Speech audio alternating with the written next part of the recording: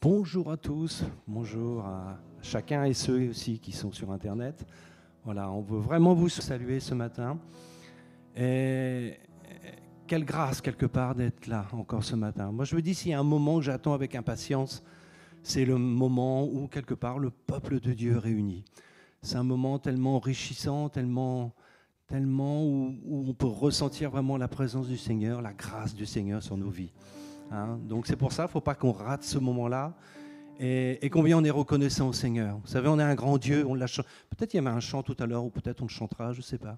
Mais notre Dieu est grand. Il prend soin de nous dans toutes les situations. Absolument toutes les situations. On est un grand Dieu, un Dieu qui nous aime, un Dieu qui prend soin de nous, un Dieu qui connaît nos cœurs, nos craintes, quoi que ce soit, mais le Seigneur est là. Et pourtant, on ne le voit pas. Il n'est pas visible, mais on sait qu'il est là, il est présent. Quelle grâce ce matin. Alors, ce matin, frères et sœurs, on va pouvoir se lever, si vous voulez. On se lève dans sa présence et puis on tourne nos regards vers lui. On ne regarde pas notre voisin à droite, à gauche, quoi que ce soit, mais on regarde à Jésus, uniquement à Jésus. On tourne le regard vers Jésus et on fixe nos regards sur lui parce qu'il est notre Dieu, hein, il nous aime.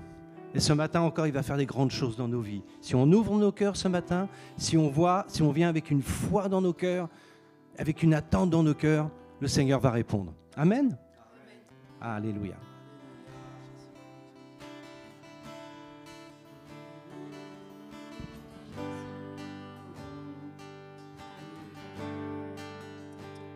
Je te loue et je t'adore.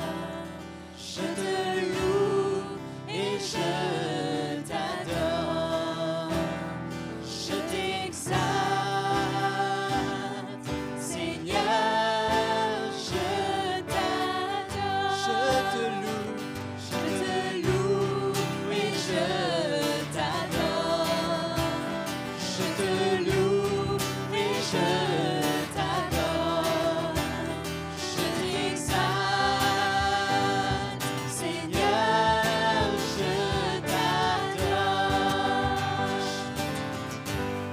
Je te vois dans ta beauté. Je cherche ta sainte face. Je t'admire dans ta majesté. Seigneur, tu m'étonnes par ta grâce. Je te loue et je t'adore. Je te loue et je t'adore. Je t'exalte, Seigneur, je t'adore. Jésus, Jésus, tu es le Seigneur. Tu es le glorieux vainqueur. Nous chantons à ta sainteté. Ensemble nous crions gloire. Je te loue et je t'adore. Je te loue et je t'adore. Je t'exalte, Seigneur, je t'adore. Je te loue et je t'adore. Je te loue et je t'adore. Je t'exalte, Seigneur, je t'adore. Je t'exalte, Seigneur, je t'adore.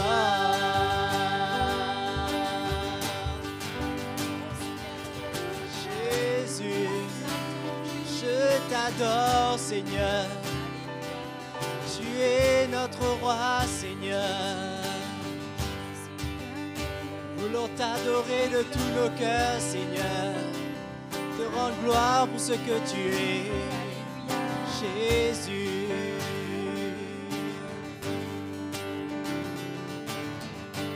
Faire Jésus mon roi. J'élève ma voix.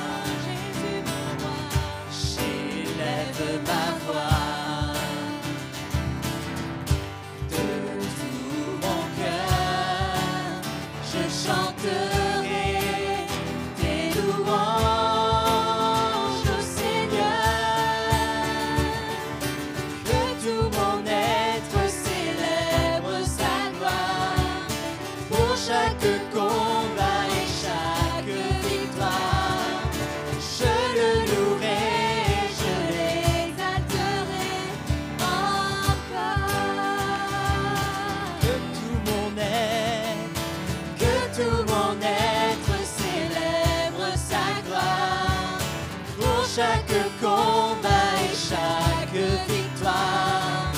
Je le louerai, je l'exalterai encore. Que tout mon être célèbre sa gloire. Pour chaque combat et chaque victoire, je le louerai, je l'exalterai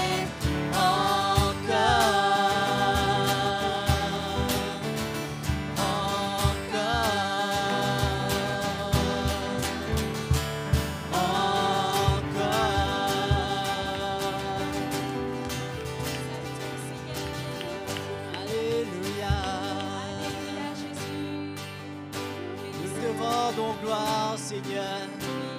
Tu es celui qui nous donne la victoire. Nous rendons gloire à ton nom. Nous bénissons ton nom, Seigneur. Tu es digne de louange. Tu es digne d'être élevé, Seigneur. Tu es notre Dieu. Tu es grand, tu es au-dessus de tout, Seigneur. Nous adorons ton nom, Seigneur. Nous adorons ton nom, Jésus. À toi soit la gloire, Seigneur. À toi soit l'honneur, Jésus. Nous magnifions ton nom. Nous glorifions ton nom, Seigneur.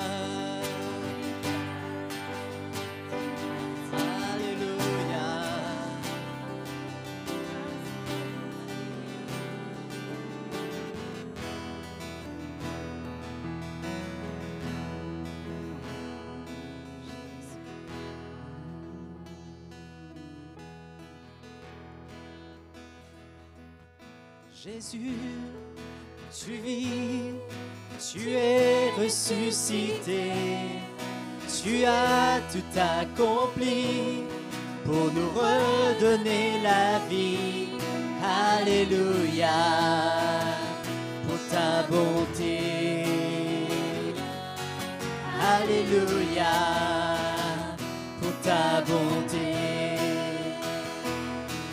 Jésus, tu vis, tu es ressuscité, tu as tout accompli pour nous redonner la vie. Alléluia, pour ta bonté. Alléluia, pour ta bonté. Mon sauveur, retiré du péché, ta puissance m'a changé, tu as laissé ta divinité pour nous, délivré à jamais, tu nous as retrouvés dans ce monde égaré,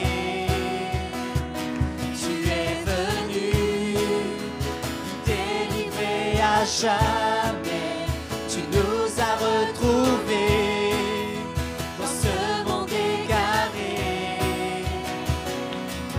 Jésus, tu vis, tu es ressuscité, tu as tout accompli pour nous redonner la vie.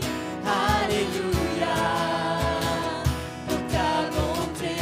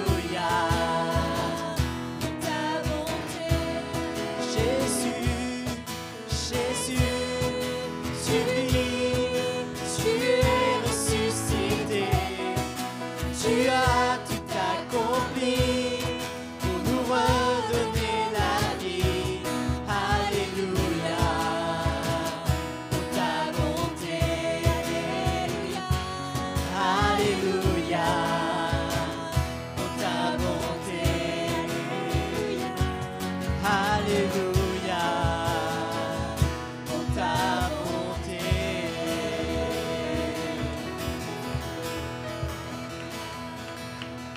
Alléluia,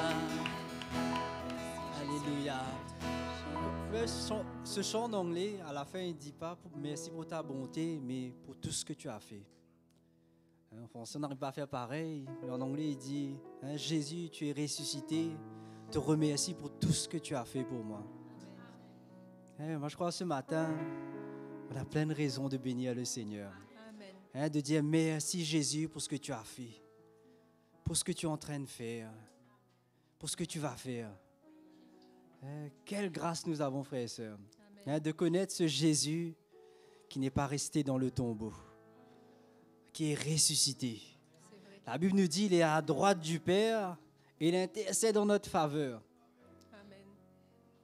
Amen. Moi, je crois qu'on a raté une occasion d'acclamer le Seigneur ce matin.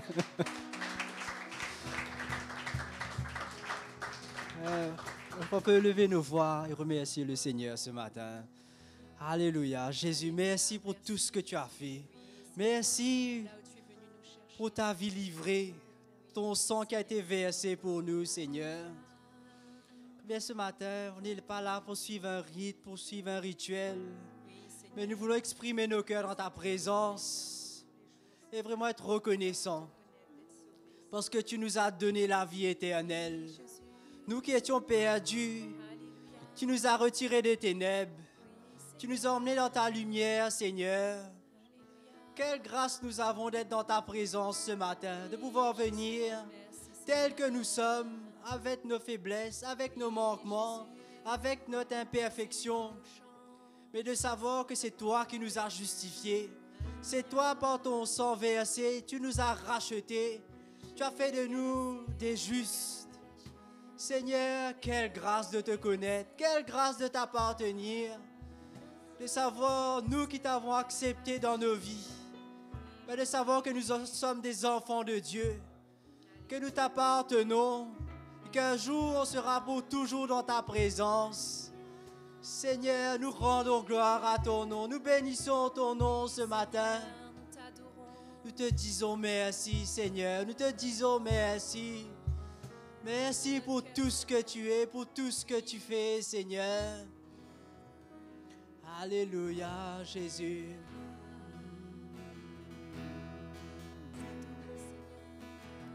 Je viens devant toi, Seigneur. Aujourd'hui, je ne désire qu'une seule chose, te dire merci, te dire merci pour tout ce que tu m'as donné, pour tous les bienfaits que je ne vois pas. Merci, te dire merci, avec mes louanges de reconnaissance et mes mains levées, je te bénirai, te dire merci.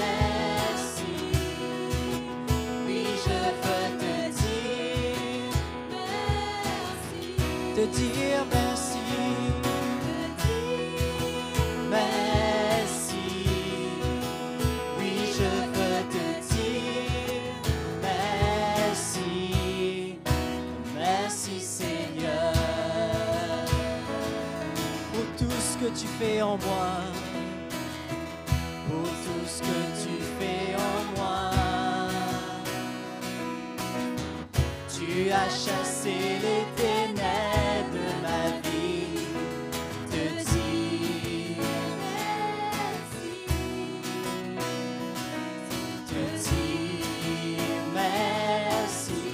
Tu as pris tous mes péchés, tu as pris tous mes péchés,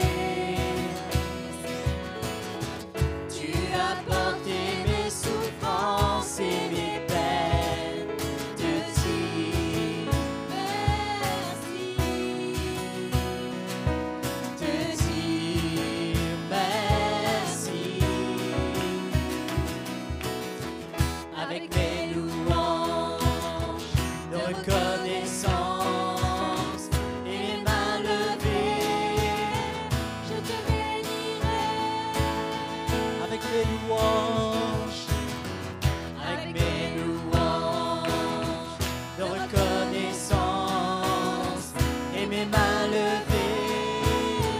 je te bénirai.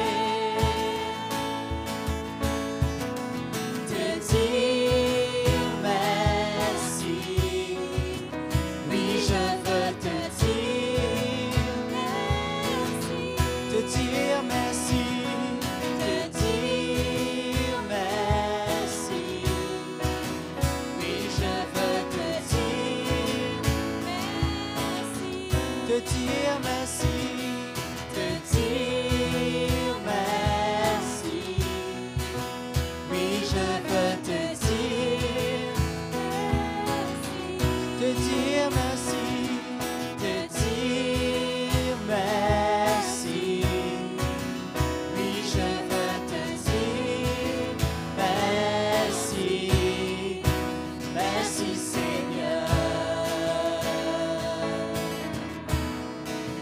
merci Jésus, merci Seigneur, merci Jésus,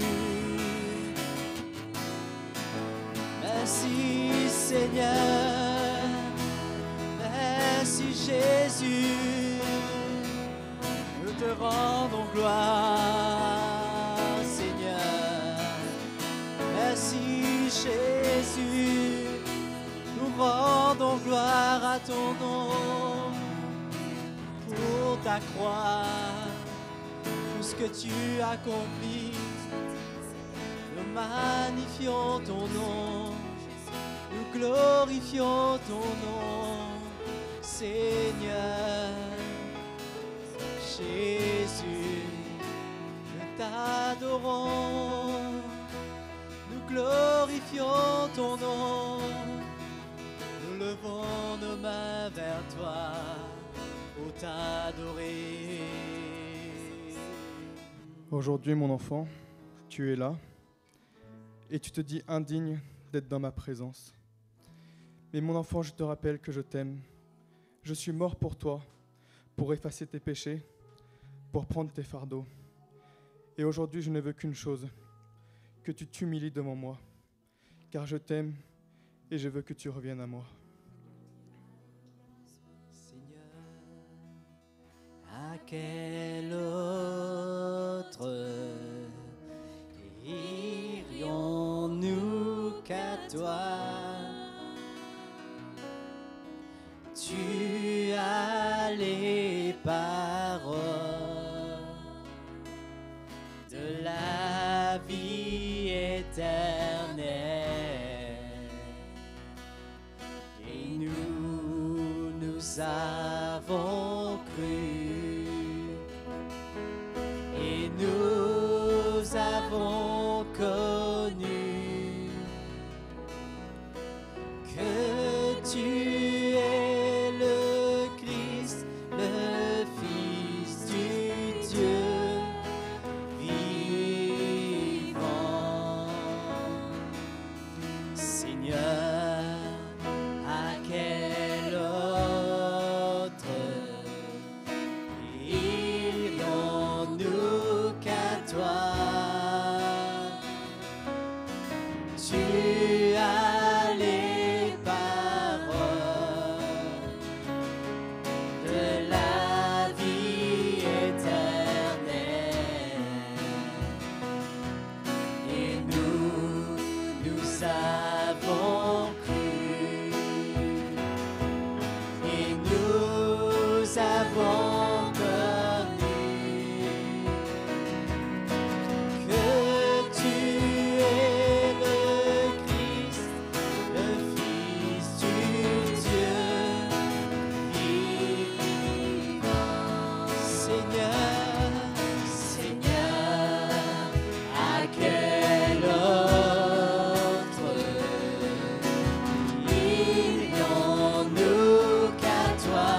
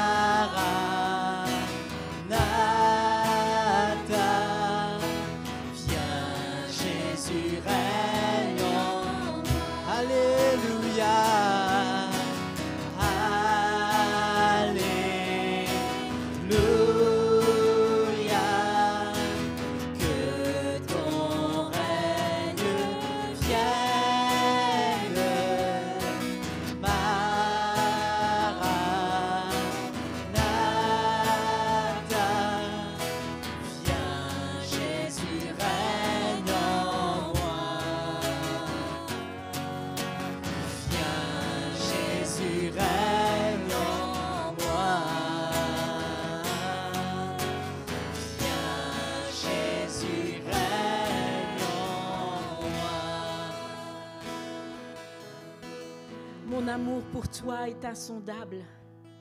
Tu n'as pas idée combien mon amour est grand pour toi.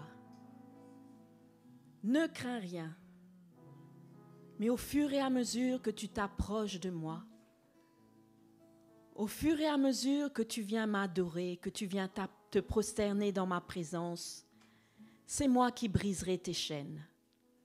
Par toi-même, tu ne peux rien. Mais je vois ton cœur qui m'aime. Je vois ton cœur qui goûte à mon amour.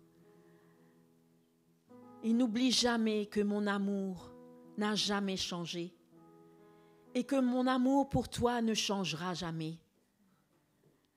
Ne crains pas tes manquements, ne crains pas tes fautes. J'ai déjà payé le prix pour cela. Et je veux juste te dire ce matin que ma grâce est là pour toi. C'est un nouveau départ pour toi. Et je veux juste te dire, au fur et à mesure que tu t'approches de moi et que tu goûtes à mon amour, au fur et à mesure que tu viens m'adorer et te prosterner, je briserai tes chaînes.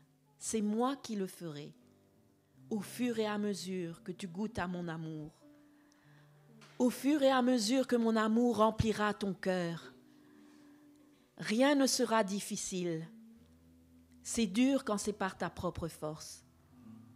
Mais je veux te rappeler que c'est moi qui fais l'œuvre, c'est moi qui briserai tes chaînes, c'est moi qui te rendra libre. Laisse-toi juste aimer et viens m'apporter ton cœur en retour. Viens m'adorer, viens me dire combien tu m'aimes et moi je vais prendre soin de toi chaque jour, dans chaque détail de ta vie. N'aie pas peur, ne t'inquiète de rien, inquiète-toi juste d'avoir un cœur pur et de venir m'adorer.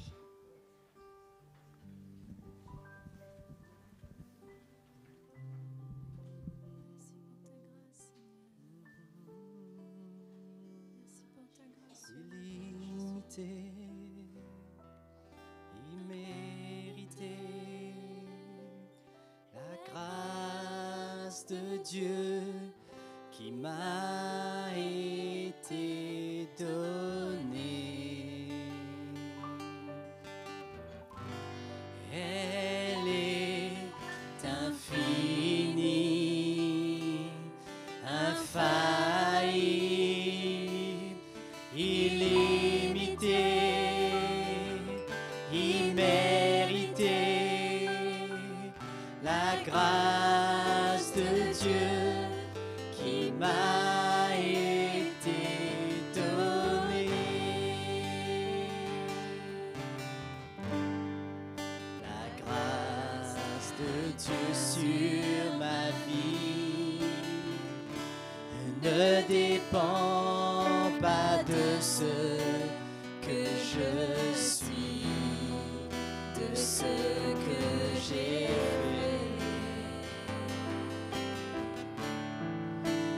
fait ou mérité. C'est un don de miséricorde que le Seigneur m'a accordé à cause de son amour, son amour pour moi. Elle est infinie, infaillible, illimitée, imméritée, la grâce de Dieu qui m'a été donnée. Elle est infinie, infaillible, illimitée, imméritée, la grâce de Dieu qui m'a été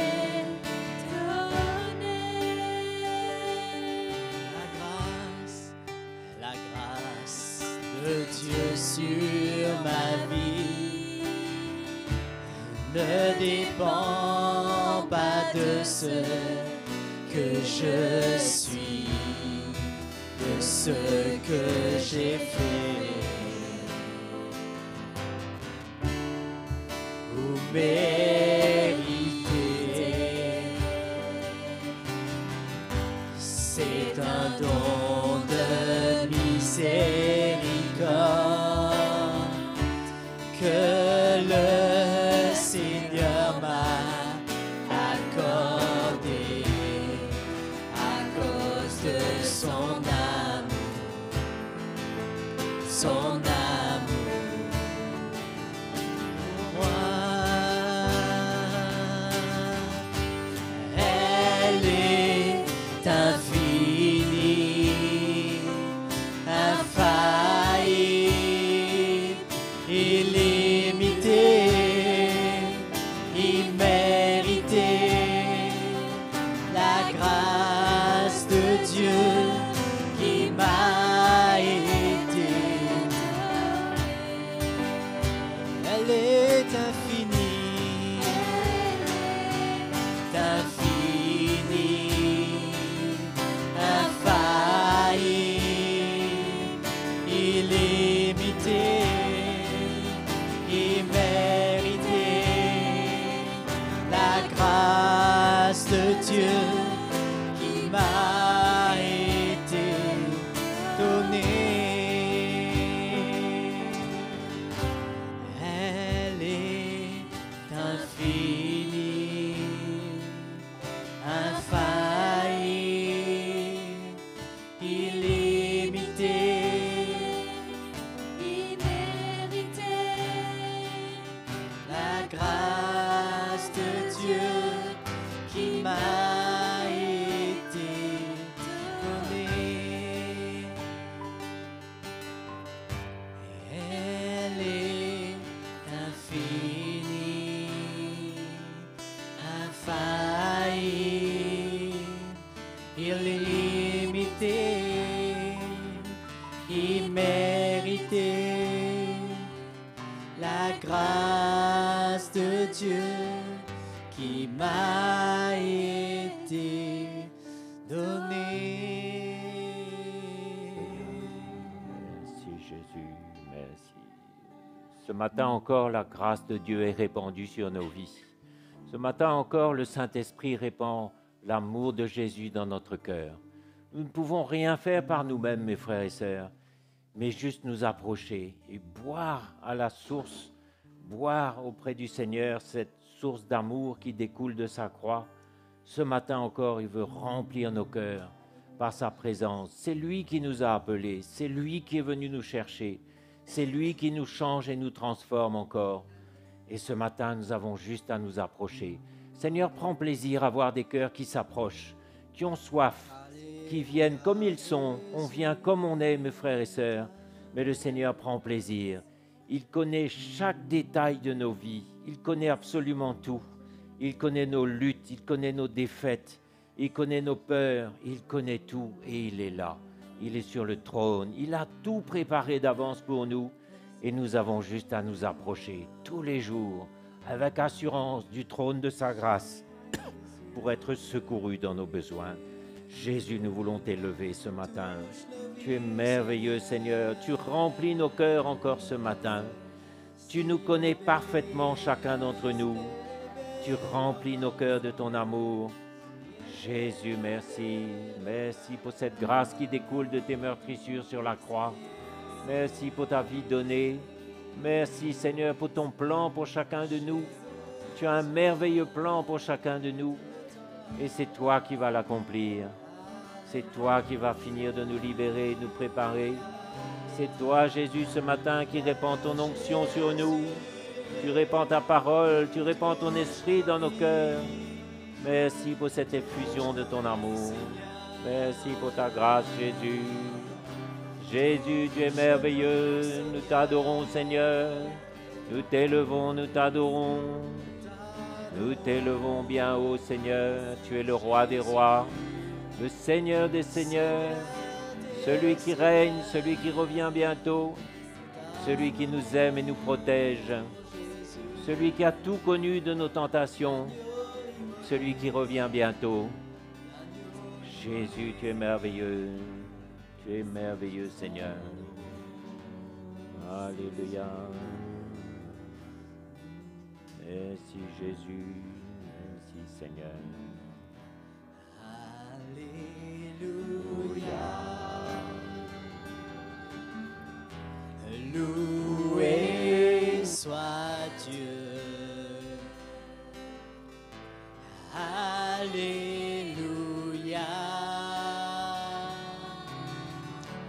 Loué soit Dieu. Alléluia.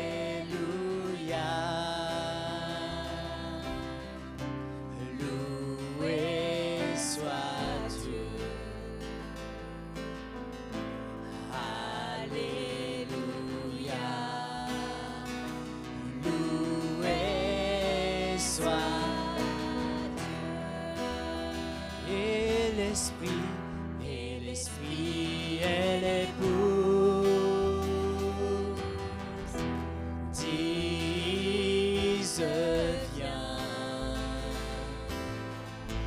et que celui qui entend dise viens, et que celui qui a soif vienne aussi, et que celui qui le veut prenne l'eau de la vie gratuitement. Alléluia.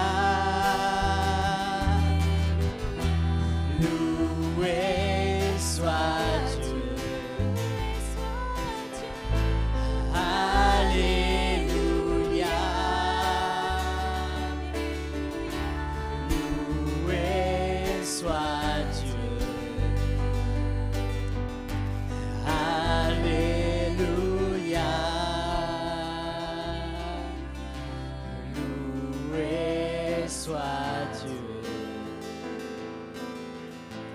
Alléluia. Loué soit Dieu. Alléluia. Alléluia. Loué soit Dieu. Alléluia.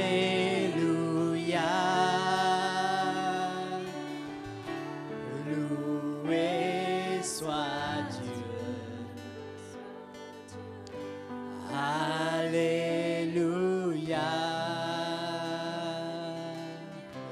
Loué soit Dieu. Alléluia.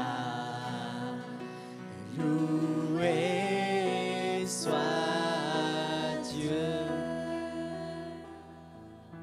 Frères et sœurs, combien les paroles de ce chant se trouvent dans Apocalypse, chapitre 21 au 22.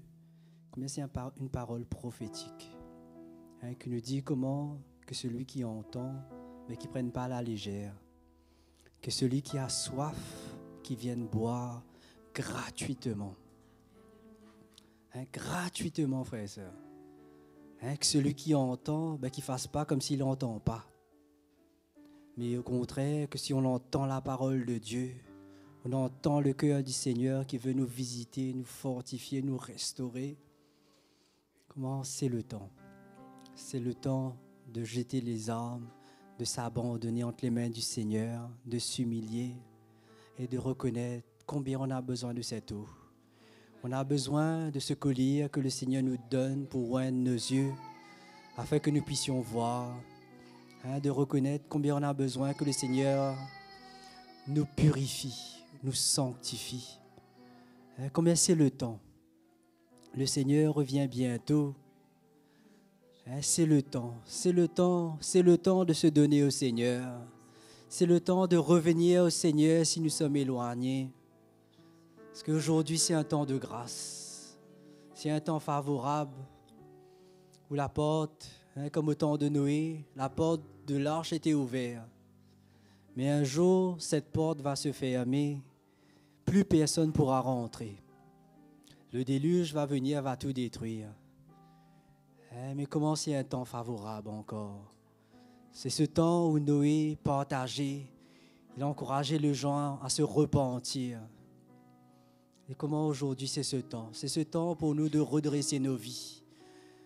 Si nous tenons nos vies dans notre main, c'est le temps de remettre notre vie entre les mains du Seigneur. C'est le temps de goûter à sa restauration.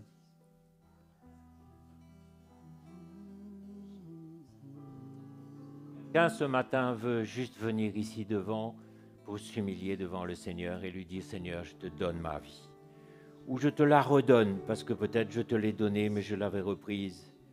Aujourd'hui encore, Jésus est là. Aujourd'hui, la porte de la grâce est grande ouverte. Aujourd'hui encore, c'est le temps. Si vous voulez juste donner ou redonner votre vie au Seigneur, venez ici devant. Le Seigneur vous aime, il vous attend. Comme le père qui attendait le fils prodigue, tous les jours il guettait son retour, tous les jours il espérait, il attendait. Et un jour le fils est revenu et le père l'a accueilli à bras ouverts. Aujourd'hui encore, c'est le jour. Venez ici devant, vous humilier devant le Seigneur. Si vous sentez qu'il vous parle ce matin, qu'il vous appelle, que vous voulez répondre à son appel plus que jamais. Merci Jésus, tu es bon. Combien ton amour est grand, Seigneur. Combien ta grâce est sans limite. Tu es venu pour les pécheurs. Merci Jésus. Loué soit Dieu.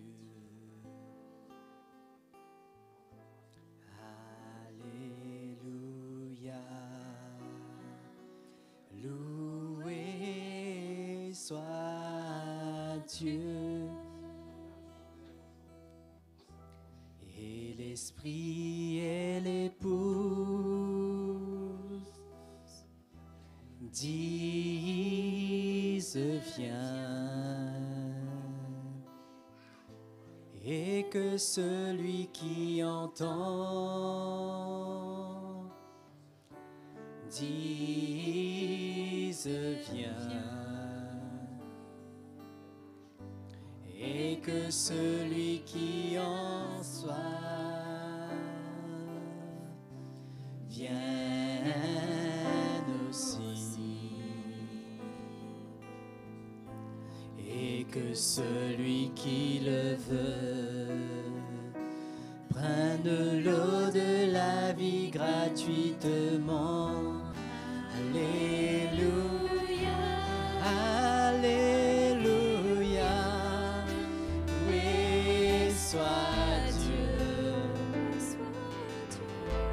Alléluia,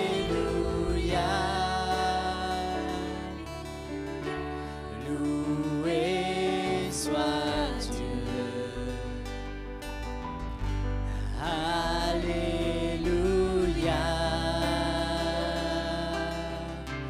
loué soit Dieu.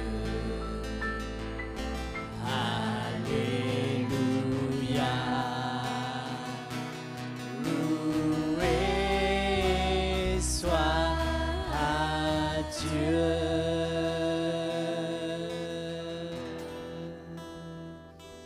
Que le Seigneur soit loué ce matin, mes frères et sœurs. Il est vivant, il est avec nous et tous les jours on peut s'approcher de lui. À chaque instant on peut s'approcher de lui.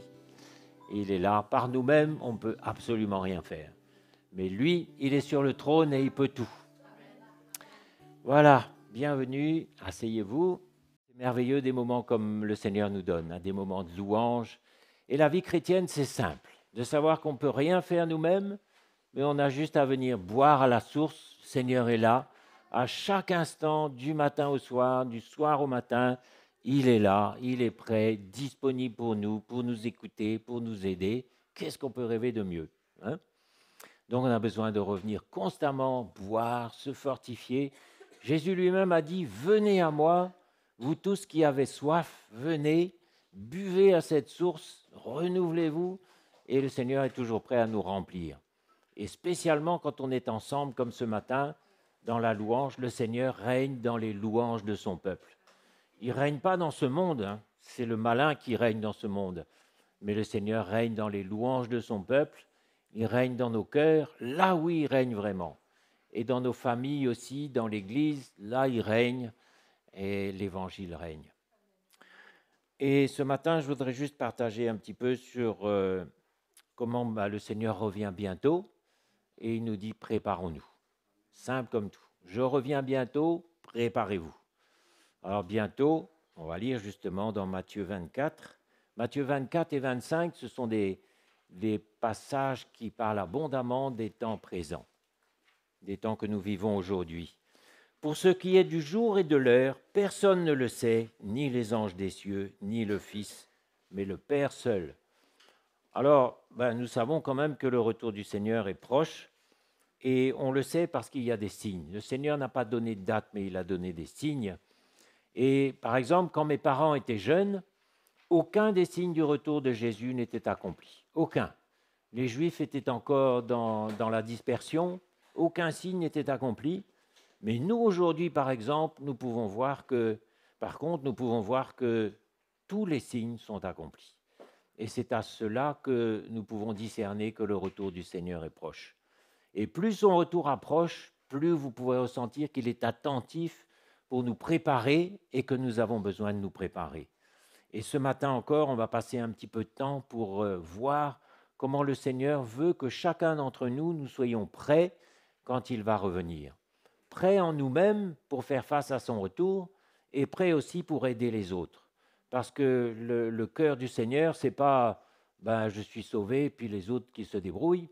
Non, le cœur du Seigneur, au contraire, c'est que nous soyons sauvés et qu'on soit capable d'aider les autres à être sauvés aussi. Et ça va être notre cœur, de dire, voilà, tu as des problèmes de couple, moi aussi je suis marié, je peux t'aider. Tu as des enfants, moi aussi j'en ai, je peux t'aider. Tu as traversé des galères, tu es même dedans peut-être, moi aussi j'ai connu des galères et je sais qu'il m'en a sorti et j'ai traversé beaucoup de choses avec lui. Et je pourrais dire comme David, j'ai affronté le lion, l'ours, j'ai fait face au danger, j'ai veillé sur mes brebis. David pouvait dire ça. Et quand le jour J est arrivé, que le Philistin était là en train de défier l'armée d'Israël, que tout le monde était dans la crainte, lui, non seulement il n'était pas dans la crainte, mais il était plein d'une assurance qui n'est pas venue comme ça du jour au lendemain, mais il avait d'abord fait ses preuves. Avec le lion, avec l'ours, avec ses moutons, il avait appris à connaître le Seigneur d'une façon concrète, d'une façon réelle. Il avait affronté le danger, il avait protégé ses brebis, il avait un cœur déjà que Jésus avait formé en lui sans même qu'il s'en aperçoive. Et là où vous êtes, tout ce que vous vivez, c'est déjà la préparation du Seigneur.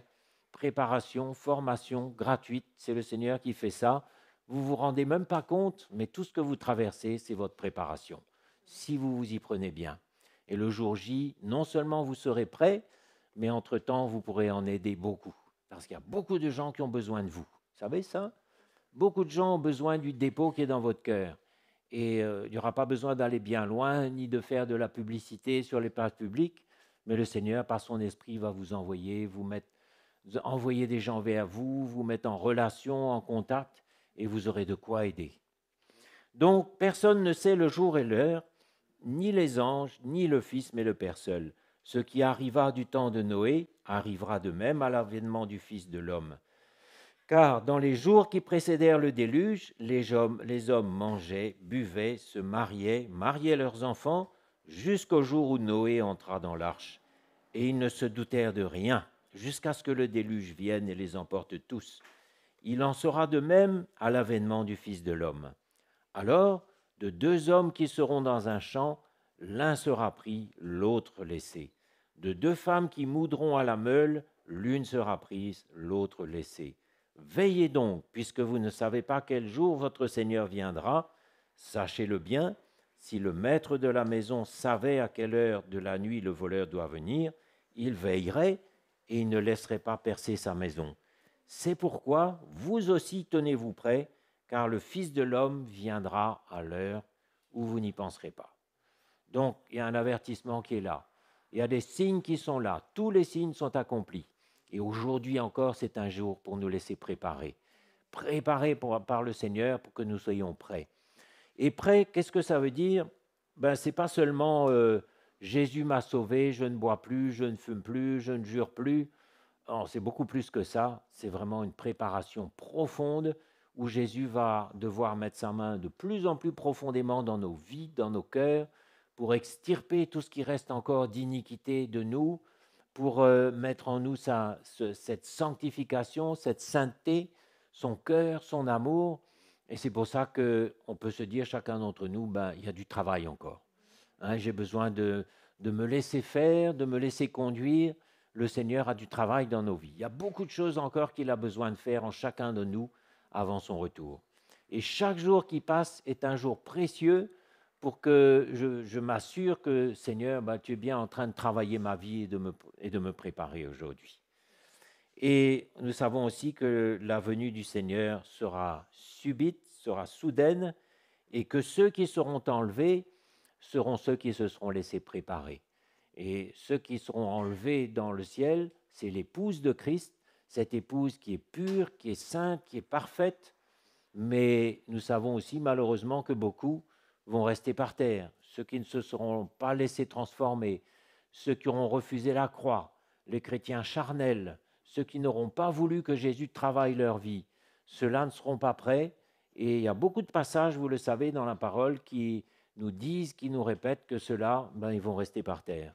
Mais nous, mes frères et sœurs, on veut se laisser préparer, sanctifier, purifier, émonder, quoi qu'il nous en coûte, pour que le jour où Jésus va revenir, et ça va venir très vite, parce que le temps passe très vite, pour que chacun d'entre nous, nous soyons prêts. On peut être jeune, on peut être moyennement jeune, plus jeune du tout, mais le programme est le même pour chacun de nous. Et il y a un tri qui sera fait ce jour-là, puisqu'on nous dit, l'un sera pris, l'autre sera laissé. Et il ne s'agit pas des gens du monde ici, parce que les gens du monde, bien évidemment, ils ne vont pas partir avec le Seigneur, c'est évident. Donc il s'agit des chrétiens, et c'est pour ça que le Seigneur nous met en garde contre l'apostasie, contre les chrétiens charnels, les attitudes charnelles, contre les ennemis de la croix. Le Seigneur nous avertit en nous disant, ne faites pas partie de ceux-là, parce que ceux-là, le jour où je reviendrai, ils vont tambouriner à la porte et dire « Seigneur, Seigneur, ouvre-nous ». Mais le Seigneur leur dira « Je ne vous connais pas, je ne vous ai jamais connu ». Donc, c'est bien sérieux. Et il dit « C'est pourquoi tenez-vous prêts, car le Fils de l'homme viendra à l'heure où vous n'y penserez pas ». Et la première chose, c'est le verset 45. « Quel est donc le serviteur fidèle et prudent que son maître a établi sur ces gens pour leur donner la nourriture au temps convenable ? Heureux ce serviteur que son maître, à son arrivée, trouvera faisant ainsi. » Donc, que le Seigneur nous trouve en train de le servir. C'est aussi simple que ça. Servons le Seigneur tous ensemble, avec empressement, avec zèle, avec un cœur entier, et que le jour où il reviendra, il nous trouve en train de le servir. Qu'il ne nous trouve pas en train de vaquer à nos occupations, comme du temps des contemporains de Noé, qui vaquaient à leurs occupations, qui mariaient leurs enfants, il n'y a pas de mal à marier ses enfants, mais ils étaient distraits par les choses du monde. Ils prenaient à la légère l'appel de Dieu. Ils se moquaient de Noé qui lui répondait consciencieusement à son appel. Ils étaient légers, ils étaient charnels. Et le jour J, quand il est arrivé, tous ont été ensevelis, tous se sont perdus. Et c'est pour ça que nous, mes frères et sœurs, une bonne recette, si vous voulez que je vous dise, c'est de servir le Seigneur. Quand on le sert, on est en train de se préparer. Quand on est activement en train de s'occuper des choses du royaume, avec tous ceux qui le servent, on est dans la bonne attitude pour que quand il reviendra, il nous trouve prêts. Vous savez, servir le Seigneur, ça résout beaucoup de choses. Ça résout beaucoup de problèmes, ça enlève beaucoup d'inquiétudes, ça nous rapproche du Seigneur. Ça fait un grand travail quand nous tous nous servons le Seigneur. Et servir le Seigneur, qu'est-ce que c'est ? Ce n'est pas forcément faire des choses extraordinaires. Là encore, la vie chrétienne, c'est simple. Tu trouves quelque chose à faire dans la journée ? Fais-le avec le cœur de Jésus. Peut-être tu n'as même pas d'église locale, tu es à 400 km de l'église locale la plus proche, mais qu'importe, Jésus est là, le Seigneur est là, l'évangile est là, et si tu fais la petite chose que tu as à faire dans la journée, avec le cœur que le Seigneur a formé en toi, tu es en train de servir, tu es en train de construire, Tu es en train de te préparer pour le jour où il va revenir. Si tu te souviens des paroles de vie que tu as reçues et que tu les appliques fidèlement, que tu obéis au Seigneur, que tu te tais quand on te fait du mal, quand tu pardonnes de tout ton cœur, que tu travailles dans ton lieu de travail avec le cœur de Dieu, que tu te comportes avec ton mari, ta femme, tes amis avec le cœur de Dieu, tu es en train de servir Jésus et il est en train de te préparer et quand il reviendra, tu seras prêt. Et autrement, ce serait injuste. Ça veut dire que moi, je n'ai aucune église locale, donc je ne vais pas pouvoir grandir. Donc ça voudrait dire que le Seigneur est injuste. Hein? Mais le Seigneur a tout prévu, et il a prévu des outils comme ça pour que même si je suis loin, je puisse me nourrir. Et une bonne chose aussi, c'est de réaliser que nous avons besoin de rester connectés avec le ministère apostolique. Connectés. Et c'est ça c'est une des choses fondamentales pour nous, de nous souvenir que nous avons été édifiés sur le fondement des apôtres et des prophètes. Et de rester connectés avec ces onctions. Ce sont ces onctions-là, mes frères et sœurs, qui construisent l'Église. Et c'est pour ça que c'était précieux d'avoir le frère Steven pour le camp de jeunes il y a quelque temps. Et on peut voir qu'il est allé aussi en Angleterre, il a été parmi nous. Et moi, j'étais heureux pour ma part, en tant que serviteur de Dieu, de pouvoir passer du temps auprès de lui, comme un enfant auprès de son père, pour raffermir cette relation, parce que cette relation avec les ministères d'autorité, c'est fondamental. Et à quelque niveau que nous soyons, nous pouvons entretenir cette relation. En écoutant leurs prédications, en écoutant 15 minutes de grâce et de vérité, en nous nourrissant tous les jours avec ces onctions qui sont pures que le Seigneur nous a données, parce que c'est par eux que le Seigneur construit. Et il y a eu quelques effets indésirables pendant les 2 années de confinement, ce qui est que justement que ces liens, ces relations, quelquefois, se sont un petit peu affaiblis. Mais réalisons, mes frères et sœurs, que c'est le temps de recoller avec eux. Et si on a une occasion d'être auprès d'eux, profitons-en. Ceux qui peuvent aller à Maurice, allez-y. Et si vous ne pouvez pas, branchez-vous avec la conférence là où vous êtes et buvez à la source apostolique parce que c'est là que le Seigneur construit et nulle part ailleurs. Et quand on perd la relation, on perd beaucoup de choses parce que la vie du Seigneur se transmet dans une relation de disciple. Si j'ai un cœur de disciple pour coller, pour suivre, l'onction de Dieu se transmet. Et donc j'ai eu cette occasion pour ma part d'être auprès de Steven et j'aurai bientôt l'occasion encore d'être auprès de Peter et je suis décidé à saisir toutes les occasions de me rapprocher pour être connecté. C'est ça la clé, c'est d'être connecté. Et quand moi je suis connecté, vous êtes en sécurité. Et quand vous aussi vous êtes connecté avec ces onctions-là, il y a une grande sécurité pour vos vies. Mais on peut se souvenir de ce qui s'est passé, regardez, avec Moïse et Aaron. Moïse, le Seigneur avait mis à côté de lui Aaron. Vous vous souvenez de l'histoire, pour l'aider, pour le soutenir, pour être son second. Et puis un jour, pendant 40 jours, Moïse est parti sur la montagne pour recevoir les instructions du Seigneur, les tables de la loi. 40 jours, c'est assez long. Et puis, pendant ces 40 jours, qu'est-ce qui s'est passé? Aaron avait perdu la relation avec Moïse. La relation avait été coupée. Et regardez le résultat, ce qui s'en est ensuivi. Quand Moïse est redescendu de la montagne, il s'est dit, mais qu'est-ce qui se passe? Qu'est-ce que c'est que ces cris, ce bruit? Qu'est-ce que c'est? Et il a interrogé Aaron. Et Aaron lui dit, j'ai écouté la voix du peuple. Et Moïse était mécontent comme tout. Il lui a dit, mais qu'est-ce que tu as fait, camarade? Qu'est-ce que tu as fait? Tu as perdu ta relation avec moi. Tu as écouté la voix du peuple. Tu les as aidés maintenant à faire leur volonté et non plus la volonté de l'Éternel. Ça a été un désastre. Ils avaient construit le veau d'or. La relation était brisée entre Moïse et Aaron. Et ça a été un désastre. Et 3000 personnes sont mortes ce jour-là parmi les Israélites. Ça peut nous donner une image de ce qu'est notre relation à nous avec le ministère apostolique. Et il faut qu'on reste connectés, mes frères et sœurs, par tous les moyens. Et moi, je suis déterminé à aller là où ils sont, à payer le prix. Et je suis très content d'y aller encore bientôt. Et je compte sur vos prières pour être avec moi aussi. Et vous aussi, vous avez besoin d'être en relation, connexion avec CTMI, connexion avec vos leaders, ceux qui sont devant vous. Collez, soyez connus, approchez-vous, partagez. Et c'est comme ça que quand on est connecté, l'ennemi ne pourra absolument rien faire. On n'aura pas un veau d'or, on n'aura pas une fausse doctrine.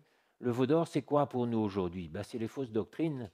Et quand on perd la connexion, l'ennemi vient, il sème des fausses doctrines. C'est ce qui s'est passé avec les Galates. Regardez les Galates. Ils avaient perdu leur relation avec Paul. Aussitôt, les faux docteurs sont venus et les ont fait rétrograder dans la loi, dans les traditions de la loi. Et Paul leur a dit, mais vous êtes déchus de la grâce, vous avez tout perdu, alors qu'autrefois, vous étiez prêts à vous arracher les yeux pour me les donner. Autrefois, ils avaient démarré avec une relation proche avec l'apôtre, ils ont perdu cette relation et ils ont rétrogradé, ils étaient déchus de la grâce. Vous voyez comment c'est important, cette relation, cette connexion? Et n'allons pas chercher autre chose ailleurs non plus, auprès de quelqu'un qui prêche bien sur Internet, qui dit des choses intéressantes. Laissez ça, parce que vous ne savez pas ce qu'il y a derrière. Vous ne savez pas le danger qu'il y a derrière. Oui, il prêche bien peut-être, oui, il est intéressant, mais est-ce que tu connais sa vie? Est-ce que tu connais l'autorité qui est au-dessus de lui? Est-ce que tu sais comment il vit, comment il se comporte, son passé, sa situation d'aujourd'hui? On ne connaît pas, on ne voit que des apparences, et l'ennemi est tellement habile qu'il peut nous faire chuter. Allons boire à la source apostolique, parce que c'est ça que le Seigneur a donné pour nous construire. Et tant que les apôtres et les prophètes sont là, on est en sécurité. Il n'y aura pas de fausses doctrines qui vont s'infiltrer parce qu'ils veillent. Ils ont cette fonction de veiller. Ils veillent. Et quand le loup s'approche, il sonne de la trompette. Attention, fausse doctrine ici, faux prophète par là. Ils veillent. Et tant que les apôtres sont là, regardez ce qui s'est passé autrefois.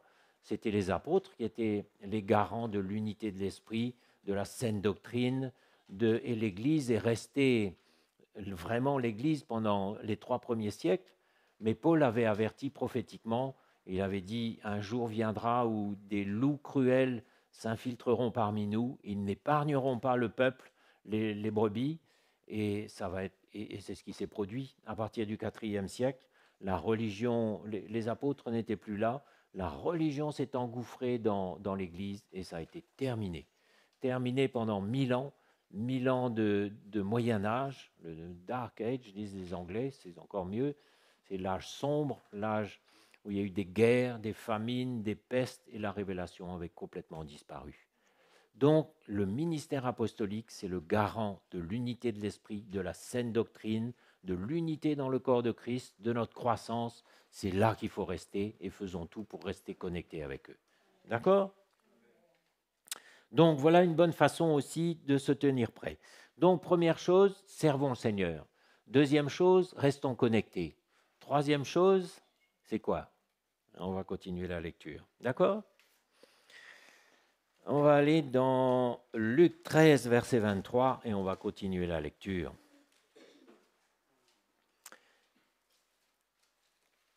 Donc Jésus est là et quelqu'un lui dit « Seigneur, n'y a-t-il que peu de gens qui soient sauvés ?» Parce qu'il commence à réaliser quand même que la barre est placée haut, que le chemin que le Seigneur prend, ce n'est pas un chemin facile.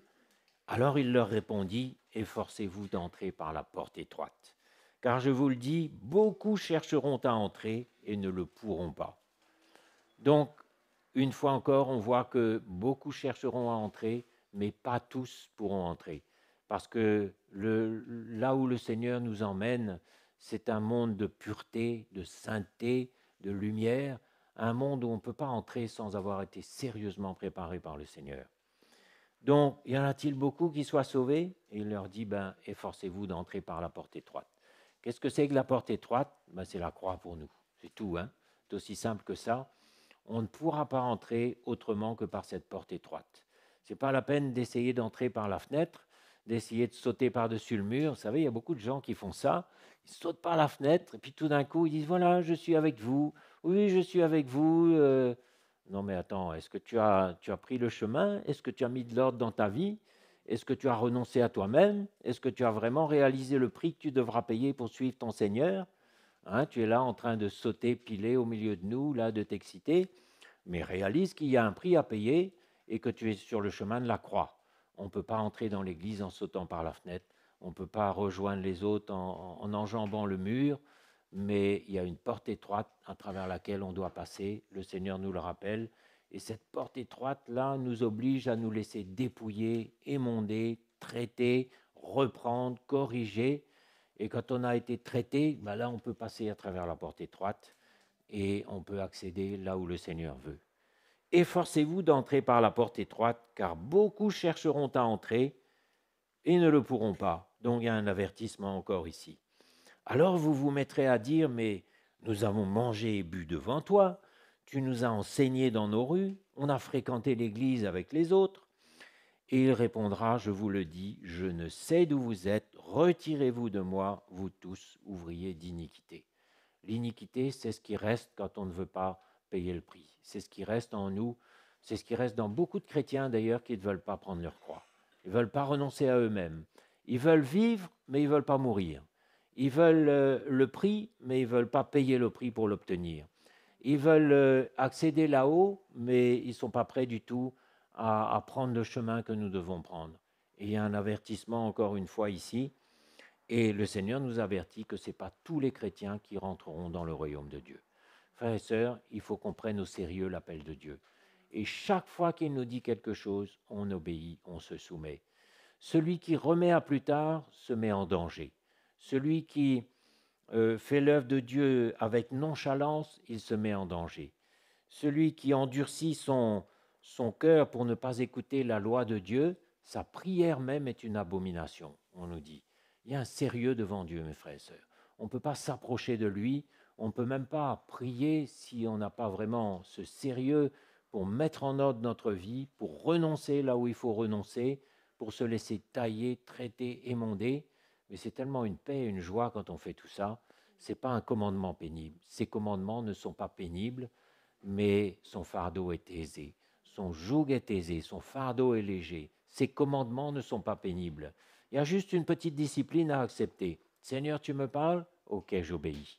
Parce que je sais que c'est mon intérêt. Et je sais que si je désobéis, je me mets moi-même en danger. Donc, il y a un avertissement encore. Et c'est là qu'il y aura des pleurs et des grincements de dents. Quand vous verrez Abraham, Isaac et Jacob et tous les prophètes dans le royaume de Dieu et que vous serez jetés dehors. Alors, vous savez, les chrétiens qui disent « Mais Jésus est amour, Dieu est amour, il comprend, il pardonne ». Il est question d'être jeté dehors ici. Jeté. Vous savez, comme un malpropre, là, qu'on jette dehors, c'est ce qui est écrit. Hein. Donc, mes frères et sœurs, prenons l'appel de Dieu au sérieux. Prenons ces commandements, ces injonctions au sérieux, parce qu'il y va de notre sécurité. On ne peut pas jouer avec ça, on ne peut pas se croire plus fort, on ne peut pas croire qu'on maîtrise et qu'on va y arriver. Il en viendra de l'Orient et de l'Occident, du Nord et du Midi. Ils se mettront à table dans le royaume de Dieu, pour le festin des noces de l'agneau. Et voici, il y en aura des derniers qui seront les premiers et des premiers qui seront les derniers. Donc, appliquons-nous parce que le Seigneur veut travailler nos vies. Vous êtes prêts? Il veut nous travailler, il veut nous libérer. Tu as des liens? Viens simplement, invoque-moi et je vais te libérer.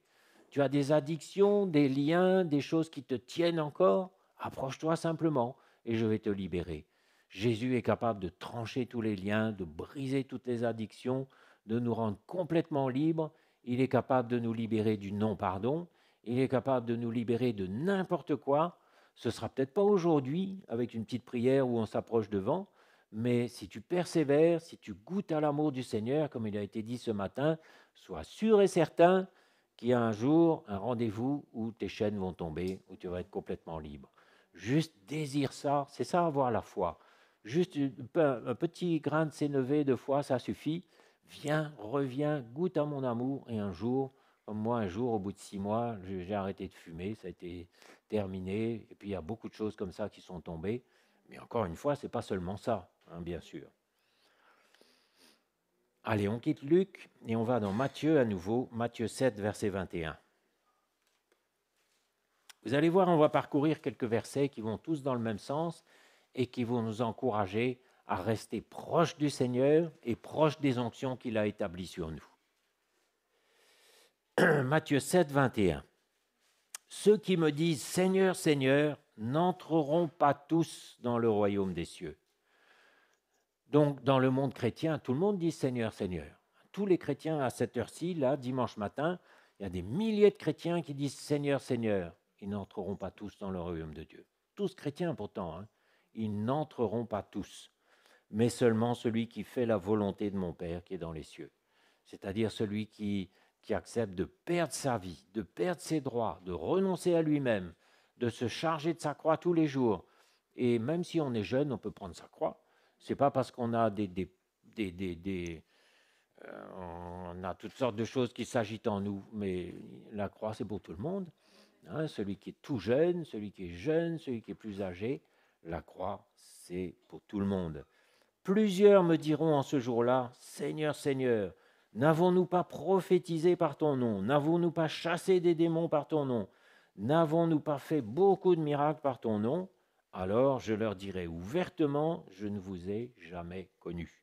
Retirez-vous de moi, vous qui commettez l'iniquité. Même langage, l'iniquité, c'est tout ce qui procède de la chair. Une chair qui n'a pas voulu se laisser traiter, qui n'a pas voulu se laisser mettre à mort, mais qui a voulu se préserver. C'est l'homme qui garde sa vie. Celui-là, le Seigneur lui dira, oui, tu as fait des miracles. Ah bon? Ben oui. Est-ce que le Seigneur n'est pas capable de guérir, de chasser un démon, parce que l'instrument n'est rien. Le Seigneur a été capable de parler à travers un âne. Balaam se rebellait contre Dieu. Le Seigneur a utilisé son âne et le Seigneur a parlé à travers son âne. Et quand les disciples louaient Jésus qui allait vers Jérusalem et que des gens voulaient les faire taire, Jésus a dit, mais si ceux-là se taisent, les pierres crieront. Même des pierres sont capables de crier. Donc, est-ce que le Seigneur n'est pas capable aussi de sauver des gens, de faire des miracles, de guérir, de chasser des démons à travers un chrétien charnel? Oui, bien sûr, il peut. Est-ce que ça veut dire maintenant que ce chrétien-là est dans la bonne voie? Est-ce que les miracles qui se font à travers lui sont la preuve que lui est dans la sanctification et dans la justice? Non, pas du tout. Mais ce qui se passe tout simplement, c'est que le Seigneur est grand. Et s'il a besoin de sauver quelqu'un et qu'il n'y a personne d'autre qu'un chrétien charnel comme instrument, il va utiliser le chrétien charnel, mais ce chrétien charnel, le jour où Jésus va revenir, le Seigneur lui dira « Je ne t'ai jamais connu ». Et ton curriculum vitae, là, il n'est pas, ton CV, il n'est pas conforme à mes critères. Tu as fait ça, tu as fait ça, tu as fait ça. Pour moi, c'est rien du tout. Parce que c'est moi qui ai agi. C'est moi qui ai chassé les démons, c'est moi qui ai guéri. Toi, finalement, qu'est-ce que tu as fait? Tu as gardé ta vie, tu as gardé tes plans et tes projets, tu as fait comme tu voulais, tu n'as pas voulu que je te traite, tu m'as résisté, tu n'as pas voulu que je traite ton caractère, ton cœur. Et bien maintenant, tu es toi-même. Je ne vois pas l'image de Christ en toi. Je ne vois pas mon œuvre en toi, mais je vois toi seulement. Mes frères et sœurs, ceux-là ne pourront pas rentrer. Et après, il y a la fameuse parabole de celui qui construit sa maison sur un fondement solide, et ça tient, et l'autre qui a construit sa maison sur un fondement de sable, la tempête vient et tout est balayé. Hébreux 12, verset 14. Recherchez la paix avec tous et la sanctification sans laquelle personne ne verra le Seigneur. Sans la sanctification, personne ne verra le Seigneur. Imaginez-vous ce monde, on lira tout à l'heure un peu dans l'Apocalypse pour voir où nous allons, pour voir quelle est un peu notre espérance. Et on va tout de suite comprendre qu'on n'arrive pas là avec une chair vivante, avec des désirs qui s'agitent en nous, avec nos vies entre nos mains. On ne pourra pas accéder là-haut, on ne pourra pas tenir dans la présence du Seigneur dans ces conditions. Ce n'est pas possible. Recherchez la paix avec tous et la sanctification sans laquelle personne ne verra le Seigneur. La sanctification, il y a un instrument qui est capable de la produire, c'est la croix. C'est tout. Parce que la croix va être capable de faire disparaître toutes les taches, les rides, les impuretés, tout ce qui est de la chair en nous, tout ce qui est du péché, tout ce qui reste du péché en nous. Il n'y a que la croix qui va pouvoir traiter ça, qui va pouvoir l'enlever, qui va pouvoir nous dépouiller, nous nettoyer, nous laver. S'il n'y a pas la croix, on va rester avec la chair, on va rester avec notre caractère, on va rester nous-mêmes, et ce ne sera pas beau à voir. On va rester avec l'amour du monde aussi. L'amour du monde, c'est quelque chose qui se sent, ça se sent. Dès qu'on s'approche, ça sent le monde, ça sent une mauvaise odeur. Vous croyez qu'on pourra arriver là-haut avec l'amour du monde et dire, Seigneur, oui, j'aime le monde, mais je t'aime aussi. J'aime le Seigneur. Ça, c'est un langage. Mais on a lu tout à l'heure, oui, tu m'aimes, prouve-le. Ce n'est pas celui qui dit Seigneur, Seigneur, mais c'est celui qui fait ma volonté, celui qui obéit à ma parole, Celui qui aime le monde, l'amour du Père n'est point en lui. On ne peut pas aimer le Seigneur et le monde en même temps, c'est impossible. Et le Seigneur va, quand il nous traite, quand il nous travaille, il va nous inspirer un dégoût du monde, une séparation avec le monde. Et c'est ce que l'Église primitive était, complètement séparée du monde. Le monde n'avait plus aucun attrait pour eux. Et Paul disait, je suis crucifié pour le monde et le monde est crucifié pour moi. Donc ça aussi, ça fait partie du travail de la sanctification, que le Seigneur fasse mourir le monde en nous. Est-ce que le monde est présent en moi? Est-ce qu'il y a encore des choses que j'aime dans le monde? Peut-être je suis jeune, j'aime encore le look, la musique, les us et coutumes du monde, les façons du monde. Eh bien, sache que ça a une mauvaise odeur aux yeux de Dieu et que le Seigneur devra pouvoir te libérer de tout ça jusqu'au point où tu seras bien dans sa présence et le monde sera mort pour toi. On a besoin de mourir au monde et que le monde soit mort pour nous. Veillez à ce que personne ne se prive de la grâce de Dieu, à ce qu'aucune racine d'amertume poussant des rejetons ne produise du trouble et que plusieurs n'en soient infectés. Alors, on peut arriver même à être frustré. C'est un peu ça l'amertume, à avoir de l'amertume dans le cœur, à être frustré, parce qu'on se fait une idée du service de Dieu, on n'y arrive pas, et on dit, mince, on est frustré, pas content.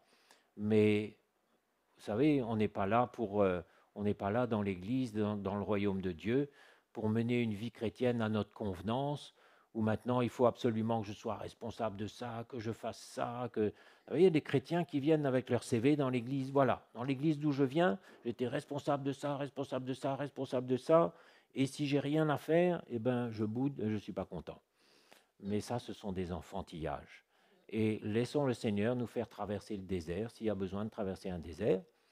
Et réalisons aussi que l'amertume ne vient pas de lui, la frustration ne vient pas de lui, et il n'y a que moi-même qui peut me frustrer, parce que je regarde par là, alors que le Seigneur veut que je regarde par là.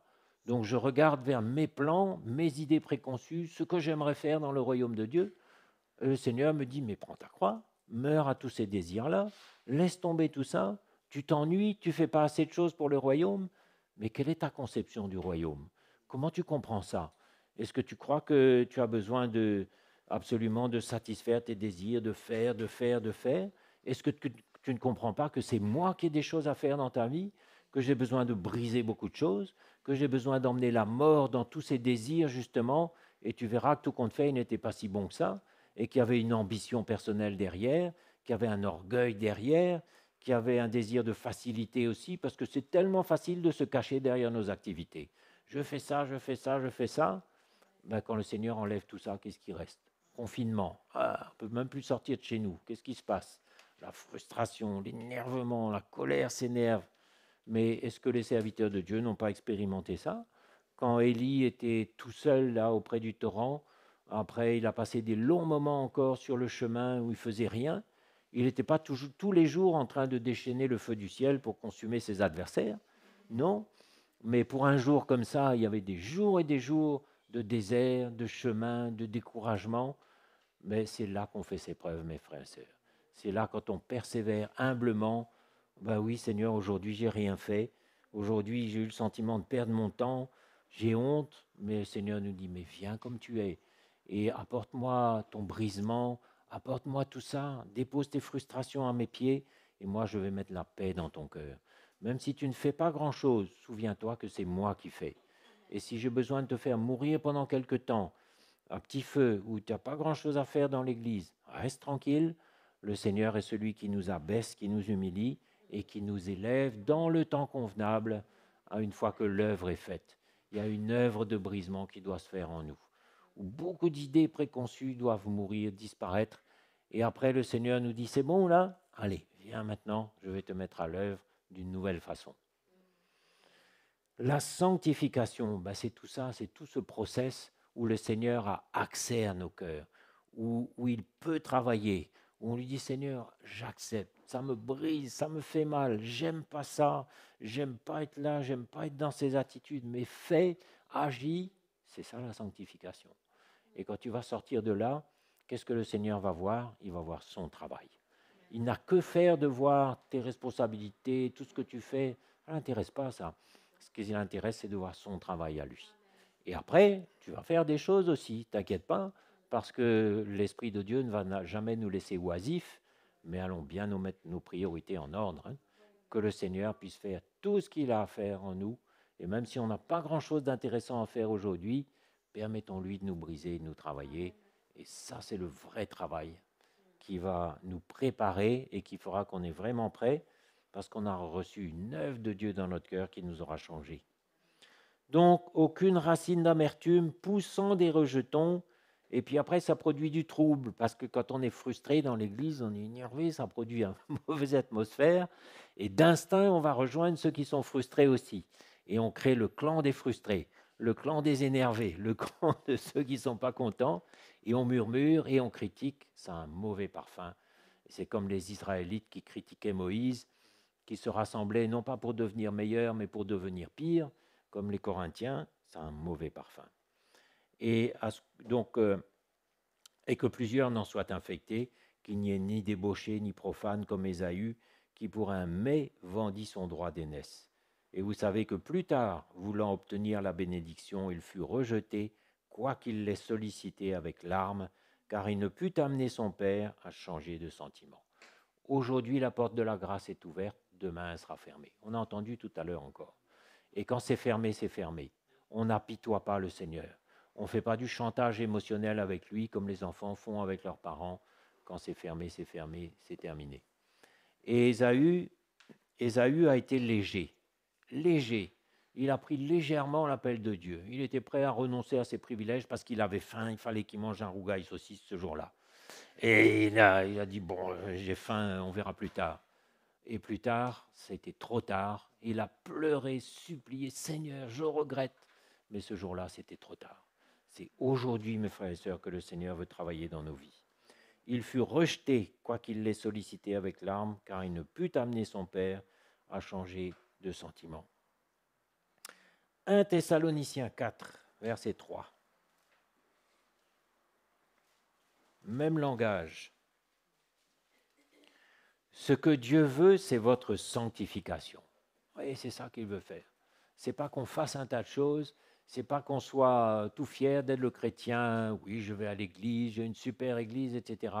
Ce qu'il veut, c'est ma sanctification, c'est que je m'abstienne de la débauche, c'est que chacun de vous sache posséder son corps dans la sainteté et l'honnêteté, sans se livrer à une convoitise passionnée, comme le font les païens qui ne connaissent pas Dieu. Ça prend un petit peu de temps, ça. Hein, on n'y arrive pas comme ça. La maîtrise de soi, on arrive à maîtriser ses passions, ses convoitises, ses colères, ses désirs. On arrive à maîtriser. Au fait, ce n'est pas nous qui vont maîtriser ça, mais c'est l'œuvre de la croix, c'est l'Esprit de Dieu. Quand notre chair est morte, mais la chair est tellement forte, elle a besoin vraiment de mourir. Là, on aura la maîtrise de soi. Car Dieu ne nous a pas appelés à l'impureté, mais à la sanctification. Encore une fois. Celui donc qui rejette ses préceptes ne rejette pas un homme, mais Dieu, qui vous a aussi donné son Saint-Esprit. Et dans les églises, il y a beaucoup de gens aujourd'hui, beaucoup de chrétiens qui refusent cette sanctification. Et ils disent, oui, la grâce, le Seigneur comprend. Et il y a beaucoup de fondements étrangers, beaucoup de feux étrangers dans l'église aujourd'hui. Il y a le fondement de la prospérité, le fondement de la musique, le fondement de la puissance, le fondement de la guérison. Toutes sortes de fondements sans la croix. Mais nous, notre fondement, c'est Jésus-Christ et Jésus-Christ crucifié. Ah, c'est pas excitant, hein? Mais qu'est-ce qu'on veut? Est-ce qu'on veut arriver là-haut ou est-ce qu'on veut un feu d'artifice tous les jours? Et vous savez, le feu d'artifice, souvent, ça se termine mal. On voit tellement dans tous les sens, malheureusement, hein? Mais on voit tellement de chrétiens abîmés, amers, parce que ça commence bien en général, mais après, c'est l'amertume. C'est comme Ésaü qui dit, mince. Et comme le fils prodigue, mince alors, on mangeait bien dans la maison de papa et maman, on était bien. Pourquoi j'ai quitté ça? Pourquoi je suis parti de là? J'ai envie de revenir. Et à un moment, on revient. Et à un moment, on revient parce qu'on réalise qu'on était bien dans la maison du Père. Hein? 1 Jean 2, verset 15. On fait un peu de lecture ce matin. Le monde. 1 Jean 2, verset 15. N'aimez point le monde, voilà le verset que j'évoquais tout à l'heure. N'aimez point le monde, ni les choses qui sont dans le monde. Si quelqu'un aime le monde, l'amour du Père n'est point en lui. Alors vous savez, dans beaucoup d'endroits, c'est le monde à fond parce que ça attire des gens. Ah, qu'est-ce que tu veux comme louange? Allez, on te donne, comme ça il y aura beaucoup de monde. Qu'est-ce que tu veux comme prédication? Combien de temps? Un quart d'heure, une demi-heure, c'est trop? Oui, ok. On vous donne ce que vous voulez parce que le but c'est de remplir l'Église. Et l'Église est remplie de gens charnels qui ne prennent pas leur croix, qui ne connaissent pas la sanctification et qui ne seront pas prêts le jour où Jésus va revenir. Donc qu'est-ce qu'on veut? Une Église de 3000 personnes? Ou est-ce qu'on veut nous tous prendre l'appel de Dieu au sérieux et rester sur le bon fondement où c'est pas agréable, hein? C'est pas confortable? Est-ce que quelqu'un est à l'aise sur ce fondement-là? Moi, je peux vous dire, je ne suis pas à l'aise. Il y a tout le temps des défis, on est tout le temps remis en cause, on se dit, ah, là, ça y est, c'est bon, là. Crac, ça y est, on est secoué. Parce que le Seigneur va tout le temps nous montrer, t'es solide, là? Allez, on va voir. On va tester encore un peu. Et il teste encore. Il y a encore une épreuve. Et je vois, il y a des frères et sœurs, c'est comme le 110 mètres haie. Là. À peine fini, une haie, il y en a une autre, puis une autre, puis une autre. Et il saute, et il continue, mais il ne se lasse pas. Et à peine fini une épreuve, il y a une autre épreuve. C'est le travail du Seigneur pour nous préparer. Il faut voir ça comme ça. Seigneur, merci pour cette épreuve. Je vais en sortir grandi, mûri, affermi, sanctifié. Et c'est ça le vrai travail. Mais le monde, si nous aimons le monde, alors ça c'est un indicateur, c'est-à-dire le monde c'est une façon de s'habiller, c'est un langage, une façon de parler, des mots, c'est une musique, c'est une façon de raisonner, une façon de penser, des tournures de phrases, c'est tout ça l'esprit du monde. Et si c'est en nous, sachez que si quelqu'un aime le monde, l'amour du Père n'est point en lui. Là encore c'est drastique. Soit ton cœur est dans le monde, soit il est avec le royaume de Dieu, mais on ne peut pas être entre deux. Et le Seigneur nous dit, parce que tu es tiède, parce que c'est ça qui se passe quand on aime le Seigneur et le monde en même temps, on est tiède. Et le Seigneur nous dit, celui qui est tiède, je le vomirai de ma bouche. Apocalypse 3, je crois que c'est verset 19. 3,16, merci beaucoup. Oui. Je connais tes œuvres. Verset 15, je sais que tu n'es ni froid ni bouillant. Voilà ce qui se passe quand on aime le Seigneur et le monde. On n'est ni froid ni bouillant. On est tiède. Et il dit, mais puisses-tu être froid ou bouillant? Moi, je préfère quelqu'un qui est froid. Quelqu'un qui est bouillant ou quelqu'un qui est froid. Parce que celui qui est froid, au moins, il est entier dans sa froideur. Ainsi, parce que tu es tiède, que tu n'es ni froid ni bouillant, je te vomirai de ma bouche. Vous voyez comment le Seigneur ne supporte pas les choses tièdes. Et nous aussi, on peut s'en faire une idée que dans ces jours-ci où il fait chaud, essayez d'aller boire une boisson tiède. Là. Quand vous crevez de chaud, vous allez voir, c'est vraiment abominable. Quand il fait chaud, on a besoin d'une boisson fraîche et ça va nous faire du bien. Parce que tu dis, je suis riche, je me suis enrichi, je n'ai besoin de rien. Donc tu crois que tu es bien. Hein, tu dis, super, je suis avec le Seigneur. Mais tu aimes le monde, mais tu ne sais pas que tu es malheureux, misérable, pauvre, aveugle et nu. Je te conseille d'acheter de moi de l'or éprouvé par le feu, afin que tu deviennes riche, et des vêtements blancs, afin que tu sois vêtu, et que la honte de ta nudité ne paraisse pas, et un collier pour oindre tes yeux, afin que tu vois. Moi, je reprends et je châtie tous ceux que j'aime. Aie donc du zèle et repens-toi. Je me tiens à la porte et je frappe. Si quelqu'un entend ma voix et ouvre la porte, j'entrerai chez lui, je souperai avec lui et lui avec moi. Et celui qui vaincra, je le ferai asseoir avec moi sur mon trône, comme moi j'ai vaincu et je me suis assis avec mon Père sur son trône. Que celui qui a des oreilles entende ce que l'Esprit dit aux églises. On a besoin d'entendre ce matin encore. Et il est question de vêtements blancs ici. Pour entrer dans au festin des noces de l'agneau, il faut non pas un costume et une robe magnifique, mais il faut des vêtements blancs. Ces vêtements blancs, ce sont les œuvres de notre foi. Les œuvres, ce n'est pas forcément la quantité de choses qu'on a faites, mais c'est avec quel cœur on a traversé les épreuves, avec quelle sorte de cœur on a persévéré patiemment dans la douleur, avec quel cœur on a essayé, on a résisté à la tentation parce qu'on n'a pas voulu se souiller ou saisir ou céder à la facilité. Avec quel cœur on a traversé tout ça. C'est ça aussi les œuvres. Et les œuvres d'Abraham, ben, c'était sa foi. Il avait eu confiance en Dieu et cela lui fut imputé à justice. Et les œuvres sont la démonstration de la foi. S'il y a une vraie foi, obligatoirement, il y aura des œuvres, il y aura des fruits. Mais s'il n'y a pas d'œuvre, ben, qu'est-ce que c'est que cette foi-là qui ne produit pas d'œuvre? Forcément, il y aura. Donc l'amour du monde, ben, c'est clair ici que si l'amour du monde est en nous, il y a un gros problème, mes frères, un gros problème. On ne sera pas prêt. Le Seigneur nous vomira de sa bouche, c'est-à-dire que ce n'est pas lui qui va nous mettre à l'écart, mais il y aura une telle attirance, parce que le monde qui est en moi va m'attirer irrésistiblement à travers ma chair vers le monde, parce que le monde reconnaît les siens. Mais s'il n'y a rien en moi, le monde ne pourra pas m'attirer, et même si un chrétien va un temps dans le monde pour faire ses affaires, le monde va le recracher. Parce qu'à un moment, il va dire, mais tu n'es pas des nôtres, toi. Il va ressentir, mais tu ne fais pas partie de nous, tu n'es pas des nôtres. Le monde même va vous recracher. Mais allons plutôt nous mettre à l'écart tout de suite et permettre au Seigneur de faire mourir tout ça. Le look, le langage, les raisonnements, les fréquentations, les amis du monde. Soit tu aimes le monde, soit tu aimes le royaume de Dieu. Mais si tu essaies d'aimer les deux, tu es tiède et le Seigneur te vomira de sa bouche. Alors, je crois qu'on va terminer là. Peut-être qu'on va... Oui, non, c'est trop beau. On va aller dans Apocalypse 22, voir où nous allons. Ah, ça va vous donner... Ah, merveilleux. Ça va vous donner de l'espérance, de la joie. Quelle est notre destination? Là, on est dans la salle d'embarquement. Où on va? Où l'avion nous emmène? 22, c'est le dernier chapitre de toute la Bible. Le dernier chapitre de toute la Bible.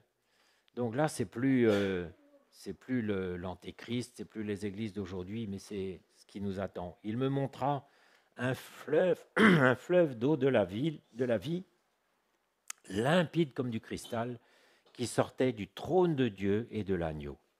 Au milieu de la place de la ville et sur les deux bords du fleuve, il y avait un arbre de vie. Tiens, ça nous rappelle quelque chose, l'arbre de vie? On l'avait perdu, on avait été chassés. Et le Seigneur avait placé 2 chérubins avec leur épée flamboyante pour nous barrer l'accès. On va le retrouver. Et un arbre de vie produisant 12 fois des fruits, rendant son fruit chaque mois. Vous vous rendez compte, un arbre qui produit des fruits tous les mois et dont les feuilles servaient à la guérison des nations. Donc ça, c'est un peu la médecine douce, mais là, c'est dans l'esprit, la guérison des nations. C'est-à-dire que pendant le millénium, les nations seront sur la terre à côté de nous. Et elles auront besoin de guérison de leur cœur, guérison de beaucoup de choses. Et les feuilles serviront à la guérison des nations. Il n'y aura plus d'anathème, c'est-à-dire plus personne qui soit mis dehors à cause de fausses doctrines et tout ça. Le trône de Dieu et de l'agneau sera dans la ville, ses serviteurs le verront. Ça a toujours été le plan de Dieu d'habiter au milieu de son peuple. Et il y en a une préfiguration dans l'Ancien Testament avec le tabernacle. Le tabernacle était là au milieu du peuple de Dieu et bien rangé autour. Il y avait les 12 tribus d'Israël, puis il y avait les sacrificateurs, et il y avait la présence du Dieu vivant là dans le tabernacle. Mais c'était juste l'ombre des choses à venir, mais la réalité c'est ça. Imaginez cette ville, la Jérusalem céleste, où le Seigneur même va habiter au milieu de son peuple, où ses serviteurs le verront, les cœurs purs le verront. Sans la sanctification, nul ne verra le Seigneur. Rappelez-vous ces 2 versets. Donc ses serviteurs le verront et le serviront. Ils verront sa face et son nom sera sur leur front. Il n'y aura plus de nuit. Ils n'auront besoin ni de lampe ni de lumière parce que le Seigneur Dieu les éclairera et ils régneront au siècle des siècles. Et on nous dit aussi que dans cette ville, il n'y aura pas de temple parce que le Seigneur lui-même est le temple. Ah, merveilleux. Voilà où nous allons, cette Jérusalem céleste, remplie d'or pur, de cristal, une merveille, une pureté, le Seigneur lui-même qui règne au milieu de son peuple. Comprenons qu'il y a un petit peu de travail qui doit se passer en nous. C'est clair?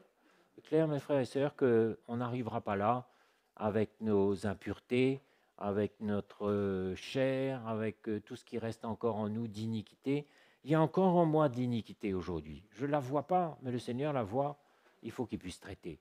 Et que le jour où il viendra me prendre, je sois prêt. Donc, permettons au Seigneur de nous préparer pour cette destination. Et quand l'enlèvement de l'Église aura lieu, un sera pris, l'autre laissé, eh bien, que moi je sois pris. Hein, même si je suis au guidon de ma moto ou au volant de ma voiture, que le Seigneur puisse m'enlever, parce qu'il n'y aura pas de session de rattrapage. Ceux qui sont dans les examens, il y a une session de rattrapage souvent, en juillet, en août ou en septembre, mais avec le Seigneur, il n'y aura pas. Et il faut être prêt tout de suite, prêt du premier coup, et regarder cette destination glorieuse qui sera la nôtre. Il n'y aura plus de larmes, il n'y aura plus de chagrin, il n'y aura plus la mort, il n'y aura plus de maladie. Mais c'est pour nous ça, mes frères, c'est notre destination, c'est ça. C'est pour ça que le Seigneur nous prépare. Donc laissons le Seigneur briser nos liens, briser nos chaînes, enlever nos impuretés, nous corriger, nous reprendre, nous emmener, nous faire traverser un peu de désert s'il faut, parce qu'il y a des choses qui vont tomber, qui vont mourir de nous, qui ont besoin. Et le jour où il reviendra, on sera enlevé instantanément et on sera dans la gloire de Dieu pour toujours. Allons nous lever, mes frères et sœurs, et répondre avec sérieux à l'appel de Dieu et à sa parole.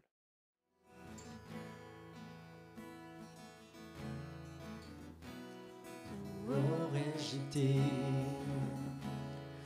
dans ce monde sans ta grâce abandonné,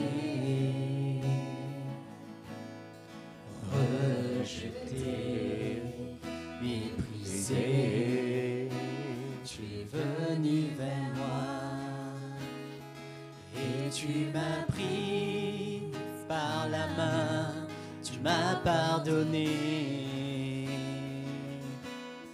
tu m'as lavé, purifié. Jésus, c'est toi le chemin, tu es la vérité. Jésus, c'est toi qui guéris, c'est toi qui nous donne la paix. Jésus, je veux t'adorer, toi qui m'as délivré. Nul n'est comme toi, Seigneur, je veux te suivre. Jésus, ta parole est puissante, elle ouvre mes yeux.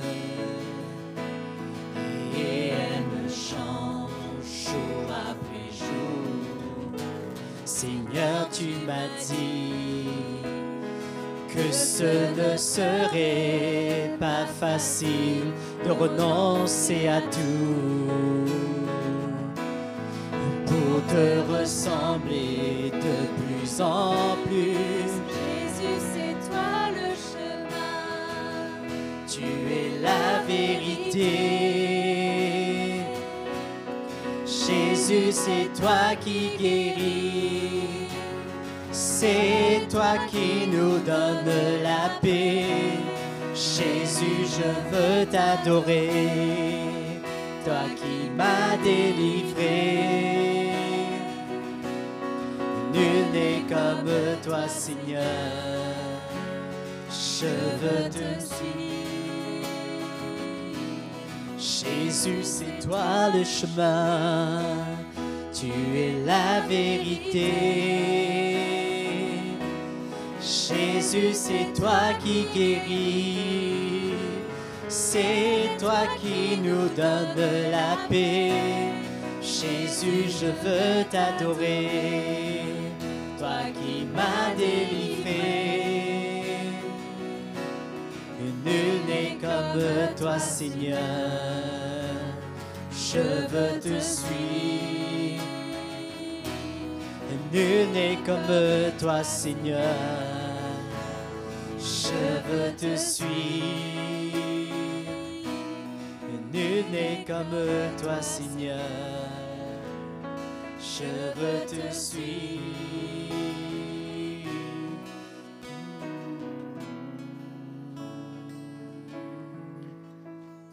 Alléluia. Je veux te suivre, Seigneur. Voilà des paroles pour conclure. Nous voulons te suivre, Seigneur, mais pas seulement avec des paroles, mais avec une réalité dans notre vie. Seigneur, que nos actes soient conformes à nos paroles, qu'il n'y ait pas de duplicité en nous, que nous n'ayons pas un pied ici et un pied là, parce que tu n'aimes pas les indécis, mais tu veux des gens qui savent ce qu'ils veulent. Seigneur, merci de nous aider dans notre faiblesse. Nous sommes faibles, Seigneur, mais tu es capable de fortifier celui qui est faible. Et ce matin, si vous sentez que vous êtes faible, que vous êtes tenté, que vous êtes lié quelque part, aujourd'hui encore, Jésus est là, il vous tend la main et il est capable de vous libérer complètement, de briser une chaîne, une attirance, une addiction, n'importe quoi. Jésus est là ce matin et il vous donne la possibilité encore de vous approcher ici devant et nous prierons ensemble pour que vous soyez libérés des attirances, des faiblesses, de ce qui est faible encore. Peut-être que c'est au-dessus de vos forces, ça vous semble au-dessus de vos forces, mais Jésus est capable même de disposer ton cœur ce matin, de te donner la force, de te fortifier. Approchons-nous, mes frères et sœurs, si nous avons besoin d'être fortifiés ce matin. Merci Jésus. Jésus, brise mes chaînes, libère-moi.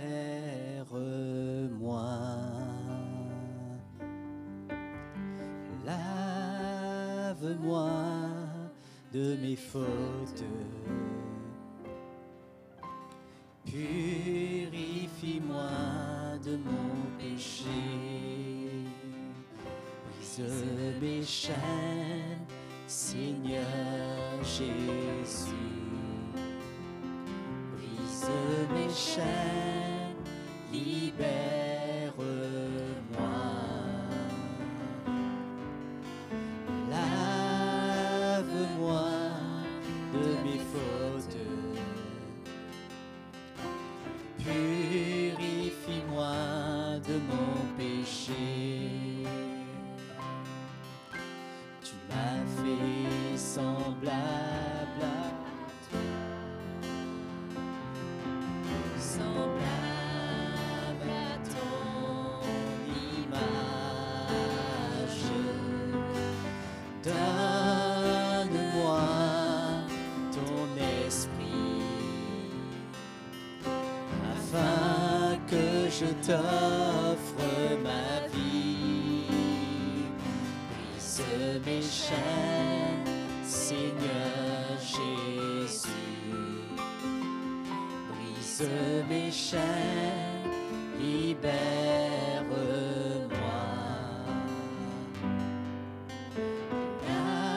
Lave-moi de mes fautes, purifie-moi de mon péché. Tu m'as fait semblable à toi, semblable à ton image. Donne-moi ton esprit, afin que je t'offre ma vie. Brise mes chaînes, Seigneur Jésus. Brise mes chaînes, libère-moi.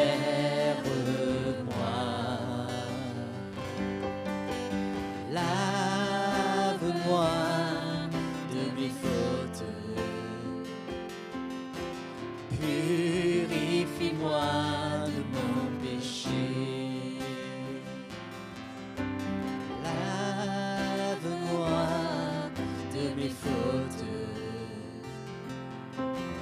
purifie-moi de mon péché. Lave-moi de mes fautes,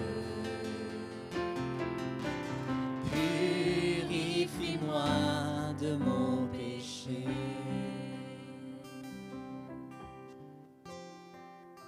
Alléluia.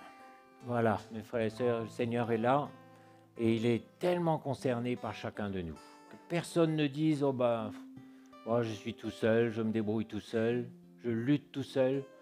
Non, le Seigneur est concerné par nos problèmes. Et il veut nous donner la victoire, où qu'on en soit. Il n'y a aucune situation trop difficile ou désespérée Vous savez, Jésus est capable de retourner une situation comme ça du jour au lendemain. Et il est capable aussi de nous donner de la force s'il faut traverser sur le long terme, mais ne lâchons pas sa main. Hein? Voilà, que le Seigneur vous bénisse. Pour ta bonté. Alléluia.